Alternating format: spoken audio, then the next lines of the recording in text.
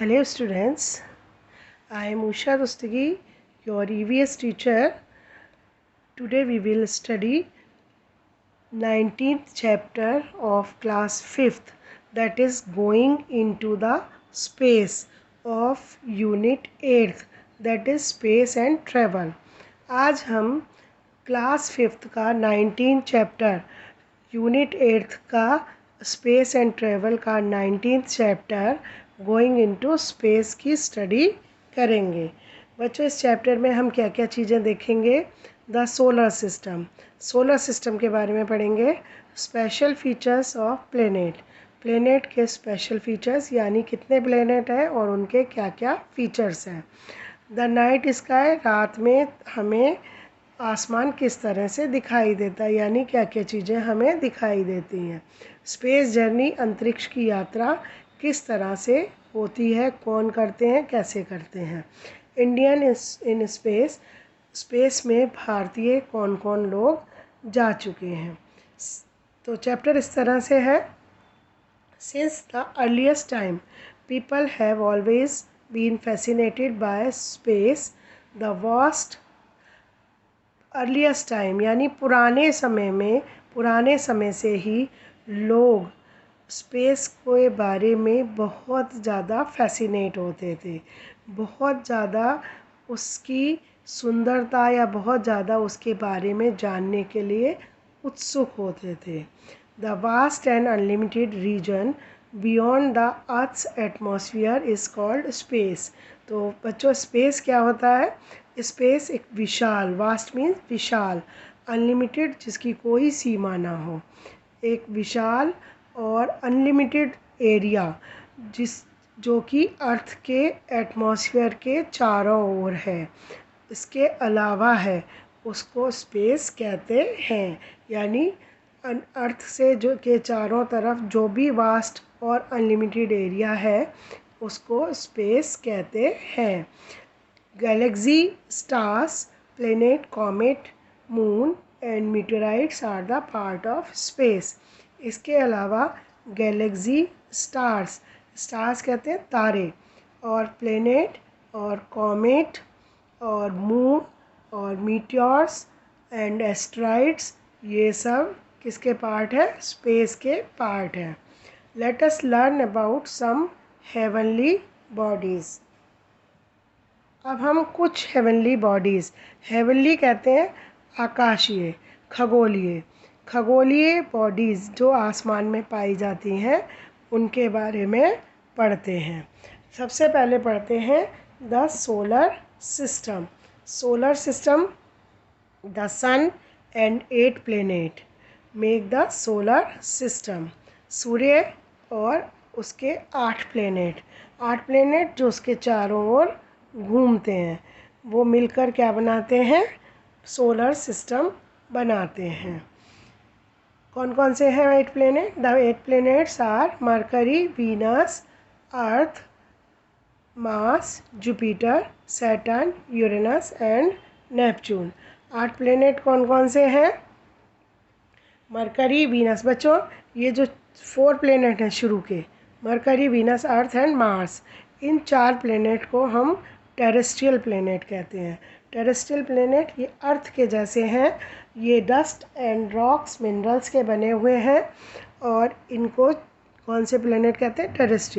Terrestrial planet वो होते हैं जिनका या तो एक मून होता है या एक भी मून नहीं होता।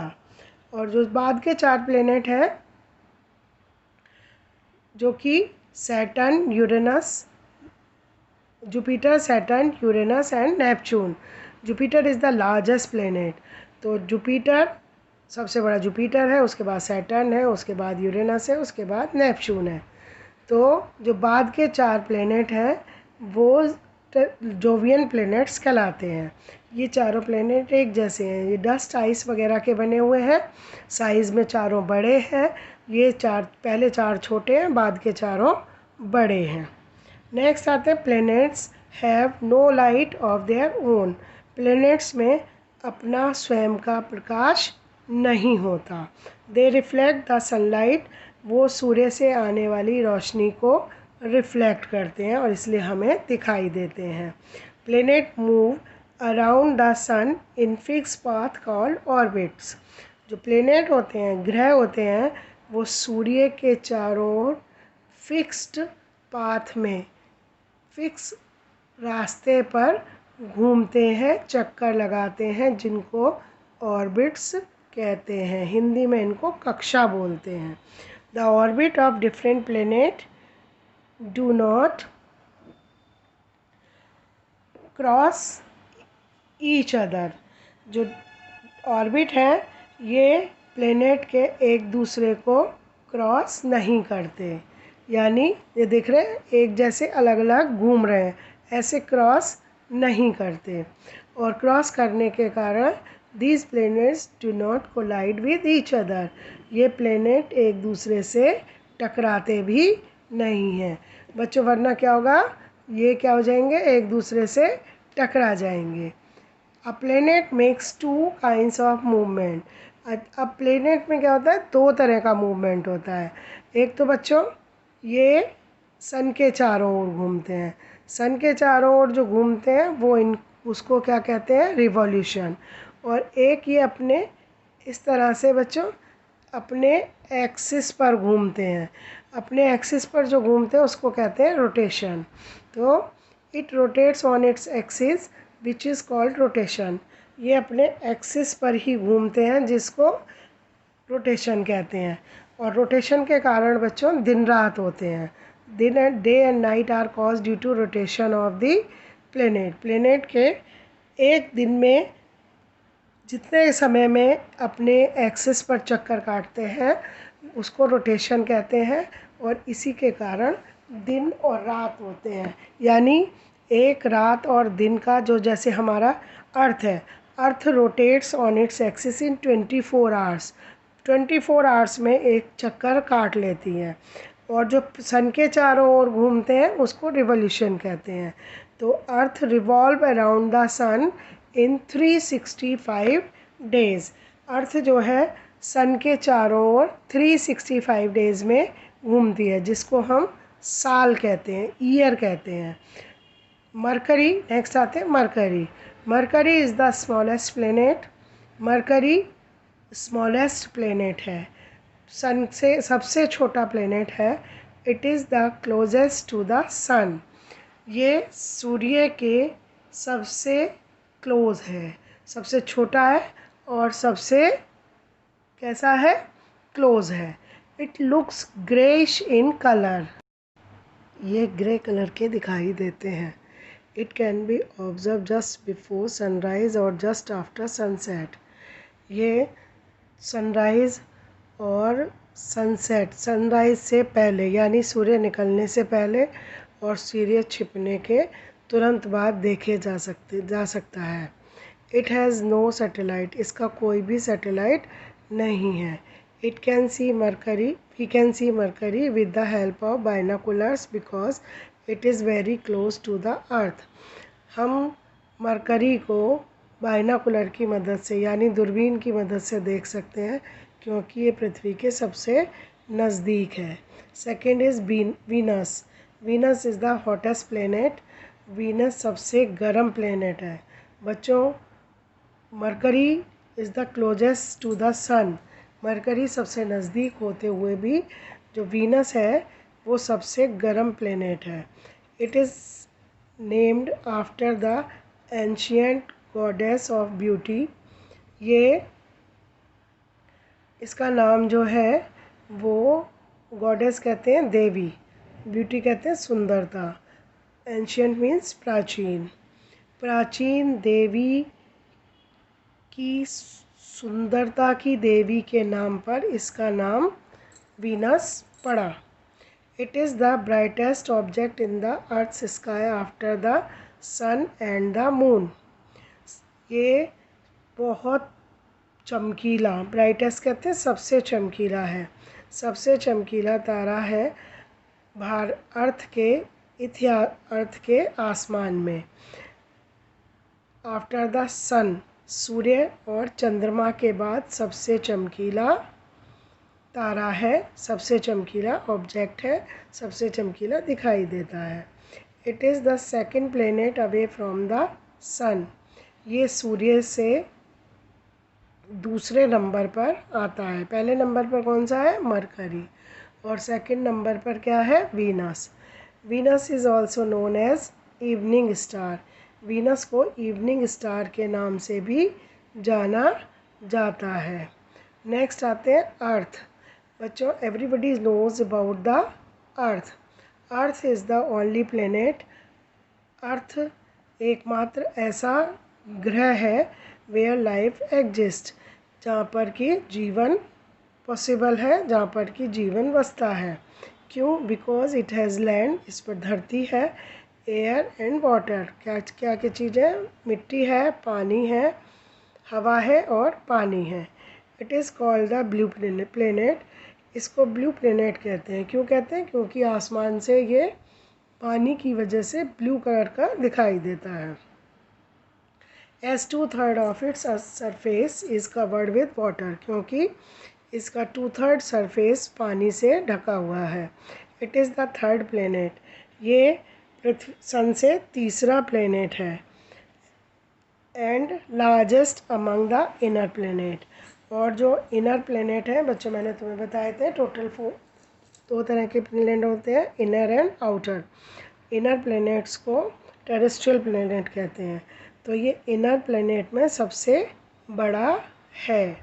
नेक्स्ट आते हैं मार्स। मार्स, इसको मंगल ग्रह भी कहते हैं। Mars is the fourth planet from the sun. Mars चौथे नंबर पर आता है, फोर्थ नंबर पर आता है सूर्य से। It is called red planet. इसको रेड प्लेनेट भी कहते हैं, लाल प्लेनेट कहते हैं, because it contains large amount of iron oxide. क्योंकि इसमें बहुत अधिक मात्रा में आयरन ऑक्साइड है। ऑन इट्स सरफेस, इसकी सरफेस पर बहुत अधिक मात्रा में आयरन ऑक्साइड है, which gives it red colour, जो इसको रेड कलर देता है। At night Mars can be seen easily with the necked आई। रात्रि में हम मार्स को बिना किसी बाइनाकुलर के मदद के भी देख सकते हैं। It is an earth like planet in the solar system where life may exist. ये अर्थ की तरह प्लेनेट है और जहाँ पर ऐसा अनुमान है कि जहाँ पर कभी जीवन पाया जा सकता था या जीवन होता था, क्योंकि या जीवन हो सकता है। क्योंकि बच्चों, जो मार्स पर हमारे सैटेलाइट गए हैं उनसे हमें पता लगता है कि वहाँ पर ड्राई फॉर्म में वाटर है। नेक्स्ट आते हैं Jupiter. Jupiter is the largest planet in the solar system. Jupiter solar system में सबसे बड़ा ग्रह है। इस diameter is 11 times greater than the earth. इसका जो डायमीटर है वो धरती से 11 गुना बड़ा है। यानी अगर हम इसमें धरती को रखें तो हम 11 धरतियों को इसके अंदर रख सकते हैं। It is the fastest spinning planet. ये सबसे तेज़ घूमने वाला प्लेनेट है। Jupiter has rings it but they are faint and it is hard to see them। Jupiter में रिंग्स हैं लेकिन वो इतने फेंट हैं, यानी इतने धुंधले हैं, फेंट मीन्स धुंधले हैं, कि उनको देखना मुश्किल है या नामुमकिन है। It has very stormy atmosphere.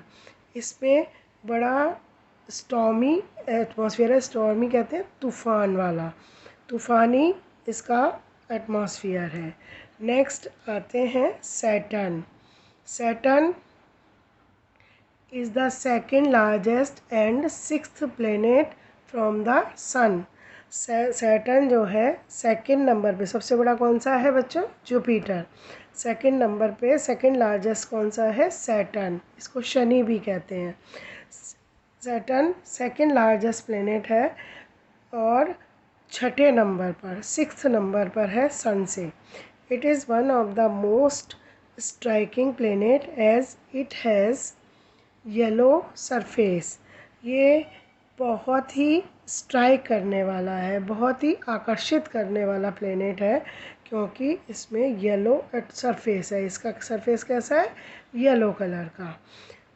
It has only planet which has 7 shining rings made up of ice, rocks and dust around it। ये बहुत खूबसूरत प्लेनेट है। इसमें 7 शाइनिंग चमकीले रिंग्स भी हैं, जो कि किसके बने हुए हैं? आइस के, रॉक्स के, आइस मीन्स बर्फ़, चट्टान, हल्के से पत्थर, और डस्ट, मिट्टी के, डस्ट के बने हुए हैं। ये रिंग्स दिखाई दे रहे हैं बच्चों। नेक्स्ट आते हैं Uranus. Uranus is the 7th planet of the solar system. Uranus planet का 7th नंबर पर आता है। सोलर सिस्टम में 7th नंबर पर आता है, यानी सन से 7वें नंबर पर जो प्लेनेट है उसको यूरेनस कहते हैं। It is the third largest of all planet. ये सभी प्लेनेट में तीसरे नंबर पर बड़ा है। सबसे बड़ा कौन सा है बच्चों? जुपिटर, सेकंड नंबर पर सैटर्न एंड थर्ड नंबर पर Uranus.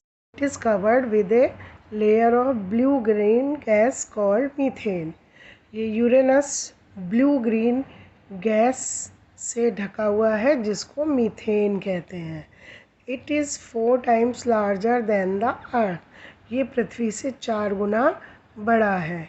Uranus is the cold and dark because it is quite far from the sun. Uranus कैसा है? ठंडा है, बहुत ठंडा है, और डार्क है क्योंकि सूर्य से बहुत कहाँ पर है? दूर है। नेक्स्ट आते हैं Neptune. Neptune is the last planet in the solar system. Neptune solar system का लास्ट प्लेनेट है। It looks blue in colour. ये कैसा दिखाई देता है? ब्लू कलर का दिखाई देता है।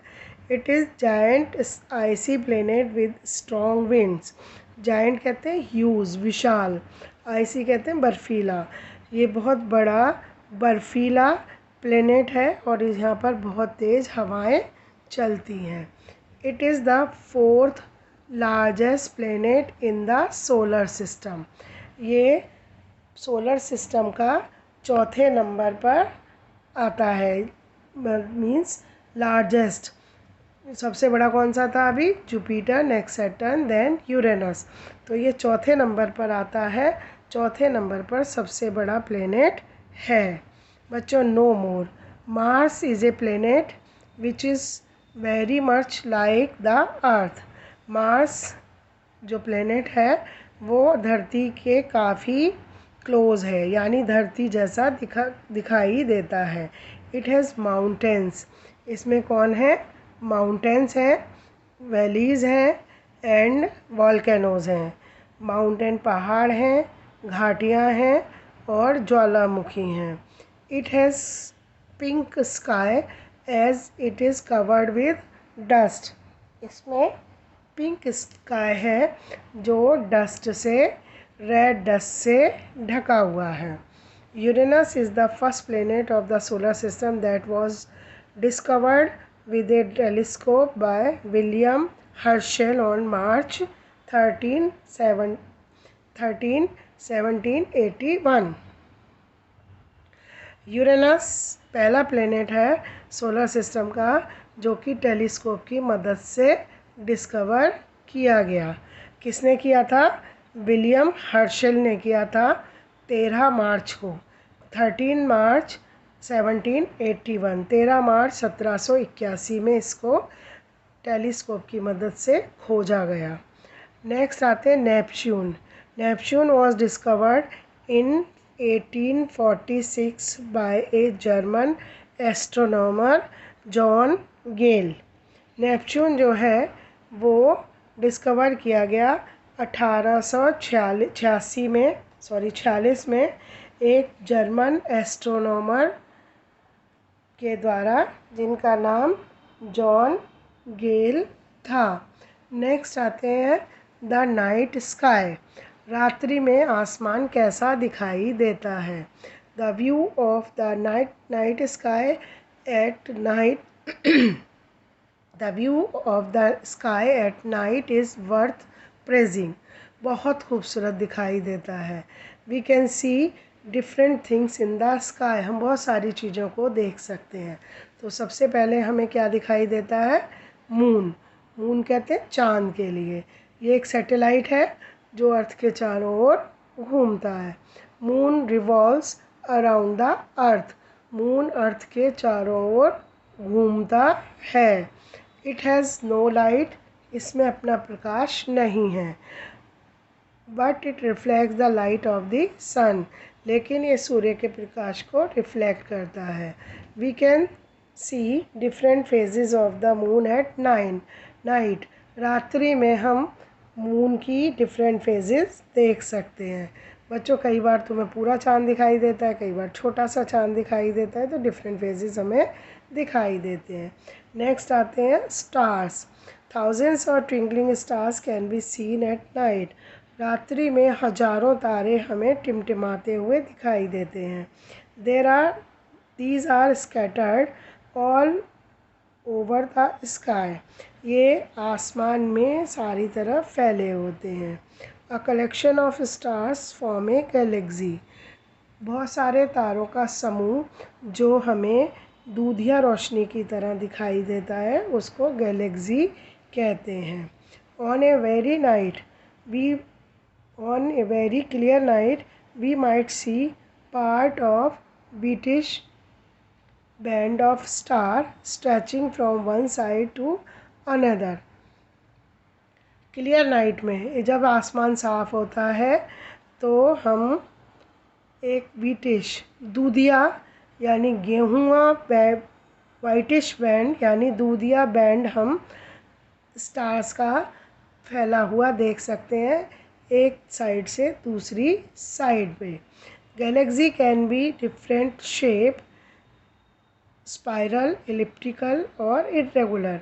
गैलेक्सी, उसको गैलेक्सी कहते हैं और गैलेक्सी डिफरेंट शेप की हो सकती हैं। कौन कौन सी? स्पाइरल। स्पाइरल बच्चों जो अंदर से शुरू होकर और इस तरह से चकई की तरह होती हैं। एंड कौन कौन सी? इलिप्टिकल। इलिप्टिकल कहते हैं थोड़ी सी लंबाई में ज़्यादा हो। और इरेगुलर किसी भी शेप की। नेक्स्ट आते हैं stars present in the sky also make interesting pattern. These pattern are called constellation. Stars थोड़े से तारों का समूह जो एक इंटरेस्टिंग पैटर्न कह लो, स्पेसिफिक पैटर्न कह लो, रिकॉग्नाइजेबल जिसको हम पहचान सकें, ऐसा पैटर्न बनाता है। These patterns are called constellation. इनको तारामंडल कहते हैं। Some of well known constellations are Ursa Major, Ursa Minor, Scorpius and Orion. इनमें से कुछ वेल नोन जिनको हम जानते हैं वो कॉन्स्टिलेशन है। अर्सा मेजर जिसको बिग डिपर भी कहते हैं, बिग बियर भी कहते हैं। अर्सा माइनर इसको बिग बियर भी कहते हैं, इसको स्मॉल बियर कहते हैं। स्मॉल बियर छोटा भालू की शेप में होता है। स्कॉर्पियस जो बिच्छू की शेप में होता है। और ओरायन इसको हंटर भी कहते हैं। और बच्चों इनको सप्तऋषि तारे भी बोलते हैं। ऐसा माना जाता है, पहले के लोग कहते थे कि ये जो कॉन्स्टिलेशन है वो ऋषियों के मरने के बाद बने थे, तो इसलिए इनका नाम सप्तऋषि भी दिया गया है। क्योंकि ये 7 तारों का समूह है। ये कोमा शेप भी है, इसको स्पून शेप भी कहते हैं। Besides moon and stars, moon और स्टार्स के अलावा there are thousands of chunk of rocks called meteors. बहुत सारे पत्थरों के, चट्टानों के टुकड़े भी हैं जिनको क्या कहते हैं, मीटियोर्स कहते हैं। Larger bits of rocks and metal called asteroids, और बड़े जो चट्टानों के बड़े टुकड़े हैं, चट्टानों के और मेटल के, धातुओं के जो बड़े टुकड़े हैं उनको एस्टेरॉइड कहते हैं। Planets and satellites present in the sky, ये सारी चीज़ें कहाँ पर होती हैं, आसमान में प्रेजेंट होती हैं। कौन कौन से, मीटियोर्स, एस्टेरॉइड्स, प्लैनेट, सैटेलाइट। इसके अलावा बच्चों कॉमेट्स भी होते हैं। Man made satellites are also launched into space by rockets, these help in. इसके अलावा जो चांद सैटेलाइट होता है, चांद होता है नेचुरल सैटेलाइट, इसके अलावा मैन मेड सैटेलाइट भी मून स्पेस में रॉकेट के द्वारा लॉन्च किए जाते हैं। और इनके काम क्या होते हैं, दे हेल्प इन कम्युनिकेशन। जो हम एक अपने रिलेटिव से यहाँ पर बैठे बैठे फ़ोन की मदद से बात करते हैं, हम अमेरिका, लंदन, दिल्ली, किसी भी कंट्री में, इंटर स्टेट में, इंटरनेशनल स्तर पर कहीं भी हम अपने रिलेटिव से बात कर सकते हैं। वो किसकी मदद से, सैटेलाइट की मदद से। तो कम्युनिकेशन में ये हमारी मदद करते हैं। नेक्स्ट है गैदरिंग इंफॉर्मेशन अबाउट स्पेस।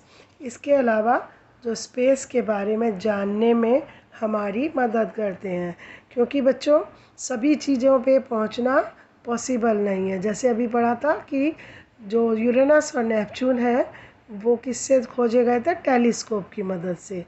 लेकिन इन जो बाकी स्पेस की, जो जैसे हमने कहा कि मार्स पर जीवन पॉसिबल है, या वहाँ पर तूफ़ान है, वहाँ पर आयरन है, वहाँ पर ये है, तो वो सब किसकी मदद से पता लगता है, सैटेलाइट की मदद से। नेक्स्ट है वेदर फॉरकास्ट। जो वेदर फॉरकास्ट है, मौसम की भविष्यवाणी, टीवी में देखते हो कि यहाँ पर बारिश होगी, यहाँ बारिश के साथ छींटे पड़ेंगे, वो सब हमें किसकी मदद से पता लगता है, सैटेलाइट के द्वारा। नेक्स्ट आते हैं स्पेस जर्नी, स्पेस की यात्रा। बच्चों स्पेस की यात्रा, a person who goes into the space is called astronaut. एक व्यक्ति जो स्पेस में जाता है उसको क्या बोलते हैं, एस्ट्रोनॉट। एस्ट्रोनॉट कहते हैं अंतरिक्ष यात्री। Astronaut go into space in a special vehicle called spacecraft. Astronaut space में एक स्पेशल व्हीकल के द्वारा जाते हैं। व्हीकल कहते हैं यातायात का साधन, तो व्हीकल के द्वारा जाते हैं जिसको क्या बोलते हैं, स्पेस क्राफ्ट बोलते हैं। they wear space suit to protect themselves from harmful radiation। वहाँ पर वो एक स्पेशल सूट पहनते हैं जिससे वो अपने आप को हार्मफुल रेडिएशन से बचा सके। Astronaut are given extensive training to travel in space. Astronauts को, अंतरिक्ष यात्रियों को स्पेस में जाने के लिए, यात्रा करने के लिए बहुत अधिक ट्रेनिंग की ज़रूरत होती है। In space people and things float about. Space में लोग और चीज़ें क्या करती हैं, फ्लोट करती हैं, तैरती हैं, क्योंकि बच्चों वहाँ पर ज़ीरो ग्रेविटी होती है। Astronaut strap themselves to the space craft to stay in one place. और जब एस्ट्रोनॉट होते हैं उनको एक जगह रुकने के लिए स्पेस क्राफ्ट में क्या करना पड़ता है बच्चों, स्वयं को स्टेप से बांधना पड़ता है। यहाँ पर ये स्पेस क्राफ्ट है जो सैटेलाइट की मदद से भेजा जाता है, जो रॉकेट की मदद से लॉन्च किया जाता है। बच्चों टाइम टू टाइम तुमने देखा होगा, हम टीवी में बहुत सारे स्पेस शिप को अंतरिक्ष में जाते हुए देखते हैं। They carry oxygen cylinder as there is no air in space. Space में हवा नहीं होती, इसलिए उनको ऑक्सीजन का सिलेंडर ले जाना पड़ता है।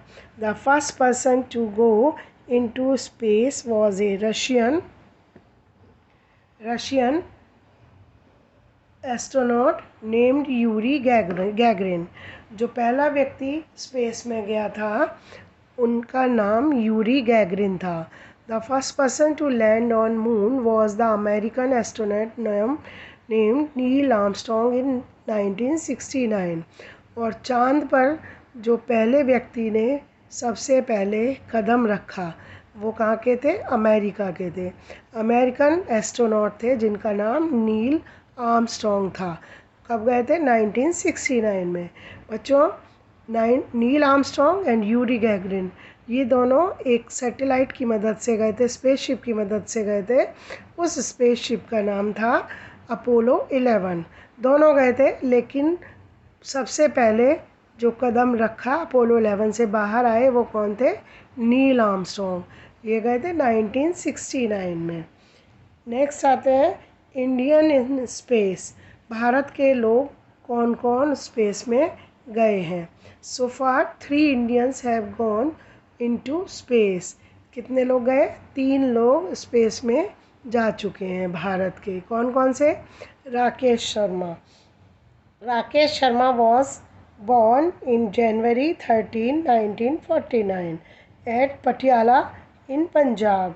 राकेश शर्मा का जन्म 13 जनवरी 1949 को पंजाब के पटियाला जगह में हुआ। He was the member of a space mission। ये वो स्पेस मिशन के मेंबर थे। A joint venture of Indian Space Research Organization and the Soviet Intercosmos space programme. ये एक जॉइंट वेंचर था भारत का, जो इंडियन स्पेस रिसर्च ऑर्गेनाइजेशन, इसको बच्चों इसरो भी बोलते हैं। क्या बोलते हैं? इसरो, ISRO। इसरो की फुल फॉर्म क्या है? Indian Space Research organisation.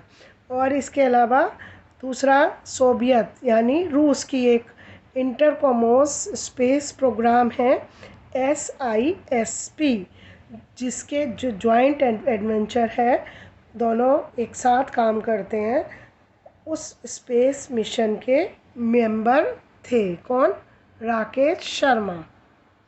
He spent 8 days in space abroad the solute 7।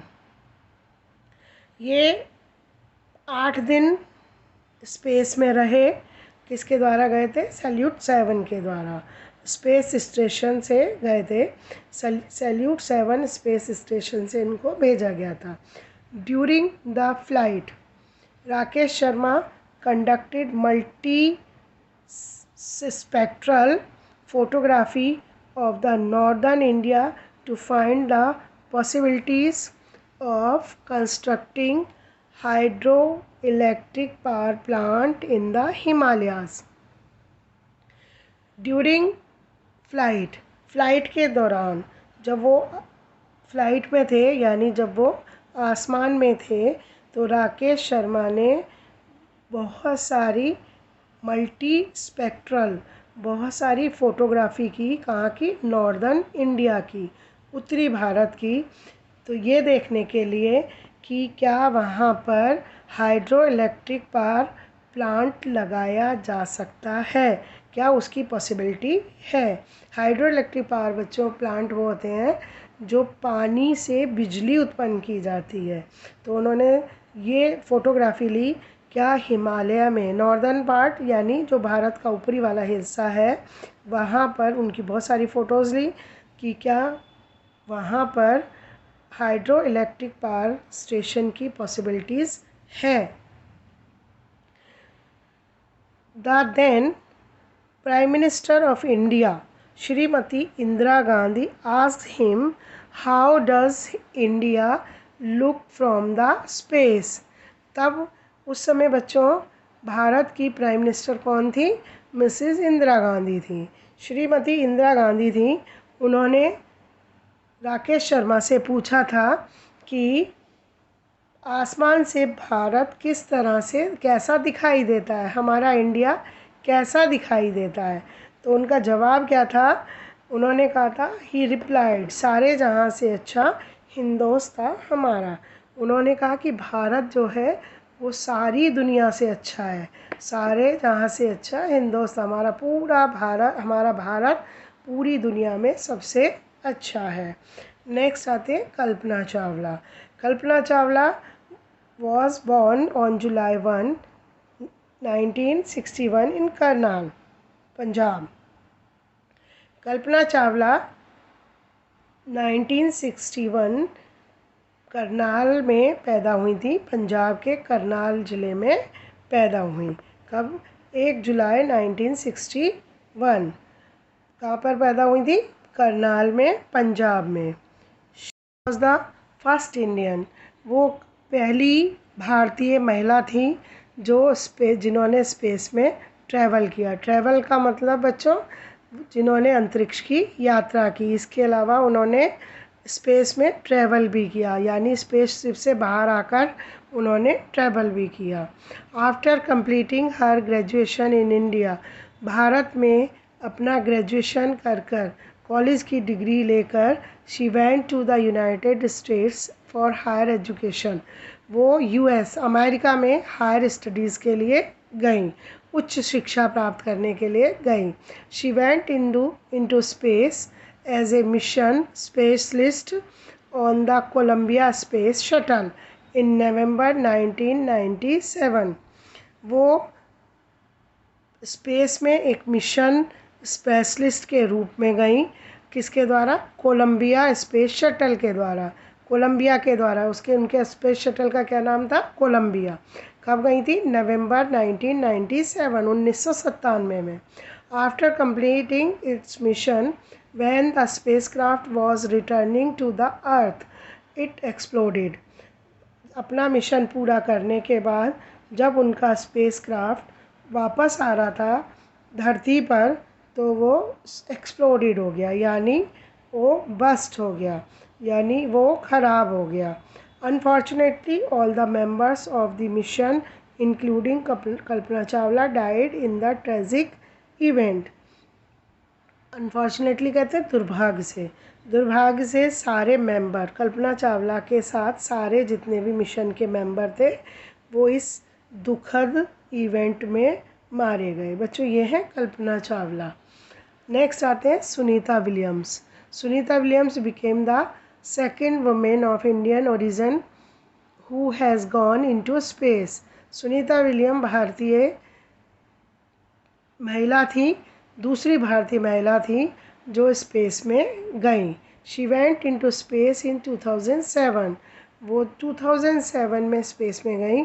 She has set A record of longest stay in space by any women in the world, और उन्होंने एक record कायम किया, सबसे लंबा record कायम किया स्पेस में रहने का। पूरे विश्व में सबसे ज़्यादा दिन वो स्पेस में रहीं। तो बच्चों, ये था इसका Hindi translation. I hope you will understand. और अगर नहीं समझ में आया हो बच्चों, तो you can comment. All the best.